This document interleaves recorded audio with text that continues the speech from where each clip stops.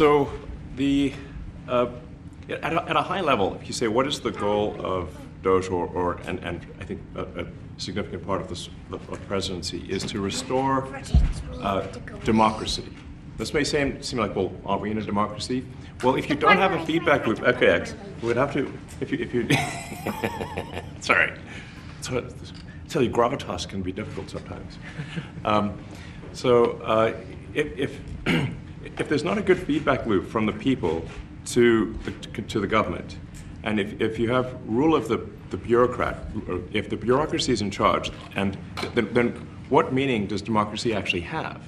If the people cannot vote and have their will be decided by their elected representatives in the form of the president and the Senate and the House, then we don't live in a democracy, we live in a bureaucracy.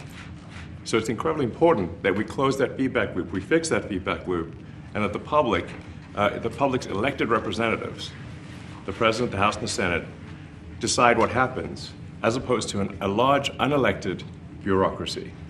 This is not to say that there are good people who are in the federal bureaucracy, but you can't have an autonomous federal bureaucracy. You have to have one that is responsive to the people. That's the whole point of a democracy.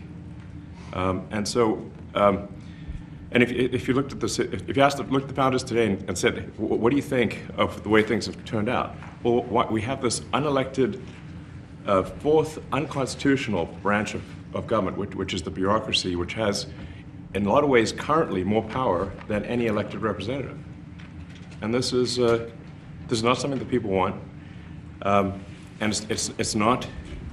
it does not match the will of the people. So it's just something we've got to fix. And then we've also got to address the deficit. So we've got a $2 trillion deficit, and if we don't do something about this deficit, the country's going bankrupt. I mean, it's really astounding that the interest payments alone on the national debt exceed the Defense Department budget, which is shocking because we spend a lot of money on defense. But if that just keeps going, we're essentially going to bankrupt the country.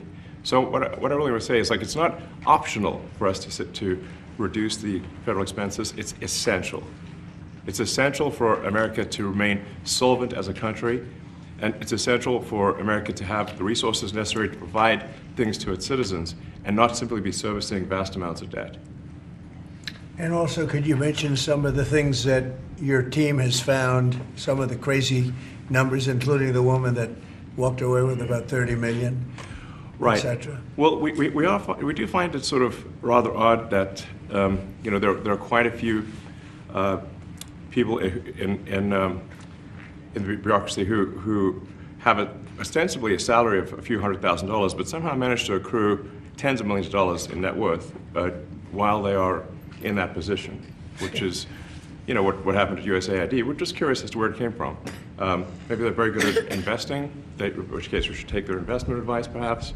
But there seems to be mysteriously they get wealthy. We don't know why. Where does it come from? And I think the reality is that they're getting wealthy at the taxpayer expense. That's the honest truth of it. So, we're looking at,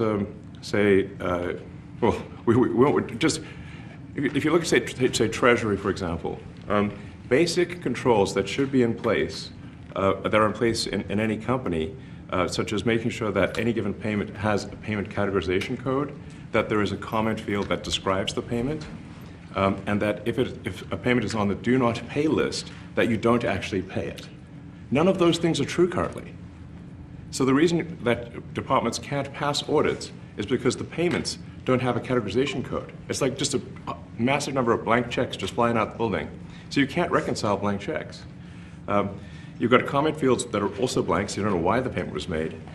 And then we've got this truly absurd, a do not pay list, which can take up to a year for an organization to get on a do not pay list.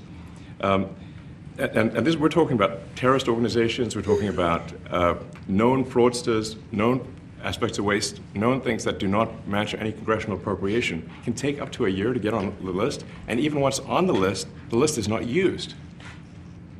It's mind-blowing. So what we're talking about here, we're really just talking about adding common sense controls that should be present that haven't been present. So you say, like, well, how could such a thing arise? That seems crazy. When you understand that really everything is geared towards complaint minimization, so then you understand the motivations. So if people receive money, they don't complain, obviously. But if people don't receive money, they do complain. And the fraudsters complain the loudest and the fastest.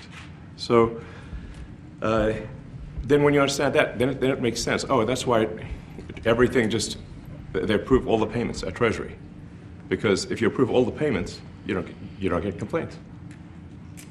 But now we're saying that, no, actually, we are going to complain. If money is spent badly, if your taxpayer dollars are not spent in a sensible and frugal manner, then that's not okay.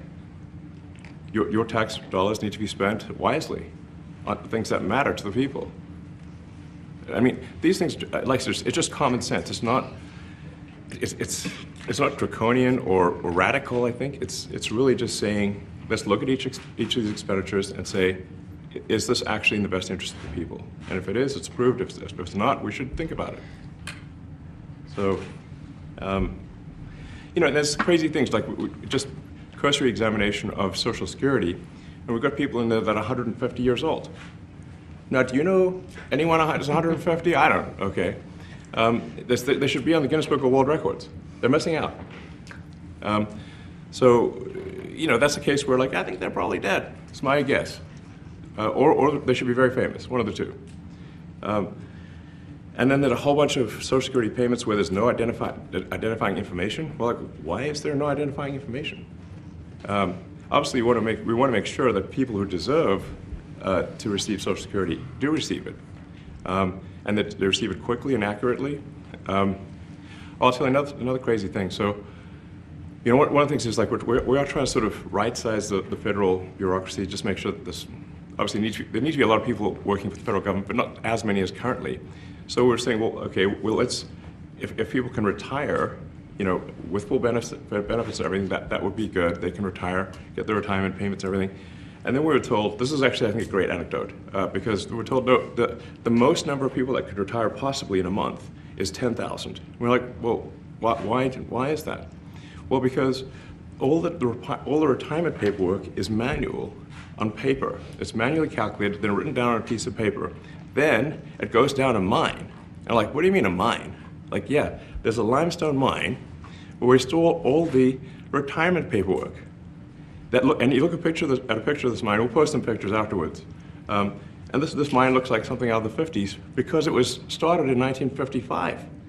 So it looks like it's like a time warp. And then the speed, the limiting factor is the speed at which the mine shaft elevator can move determines how many people can retire from the federal government. And the elevator breaks down sometimes, and then nobody can retire. Doesn't that sound crazy? There's like 1,000 people that work on this. So I think if we can take those people and say, like, you know what, instead of working in a mine shaft and carrying manila envelopes to boxes in a mine shaft, you could do practically anything else. And you would add to the goods and services of the United States in a more useful way. So anyway, so I think that's an example.